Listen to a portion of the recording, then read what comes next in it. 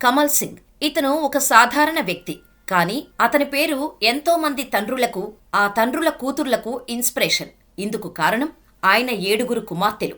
బీహార్లోని ఛప్రా జిల్లాకు చెందిన కమల్ సింగ్, శారదాదేవి దంపతులకు మొత్తం ఆడపిల్లలే పుడుతూ ఉండటంతో అందరూ ఎగతాళి చేయడం మొదలుపెట్టారు. గ్రామస్తుల టార్చర్తో సొంత గ్రామాన్నే వదిలేసి ఛప్రాలోని ఎక్మాకు మకాం మార్చారు.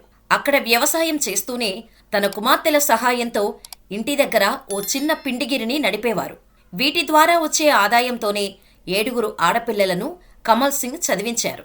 ఇంట్లో ఒక ఆడపిల్ల ఉంటూనే బంధువులే రాబంధువుల్లాగా ఇంకా పెళ్లి చేయరా అంటూ పొడుచుకు తినే రోజులివి.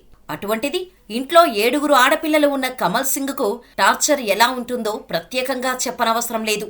వారిని చదివిస్తే నిన్నుద్ధరిస్తారా అని కొందరు, అసలు ఆడవారికి చదువు అవసరమా అని ఇంకొందరు, ఆడపిల్లలకు పెళ్లి చేయకుండా మగరాయుడులా చదివిస్తావా అని మరికొందరు. ఇలా కమల్ సింగ్ బుర్ర తినేవారు.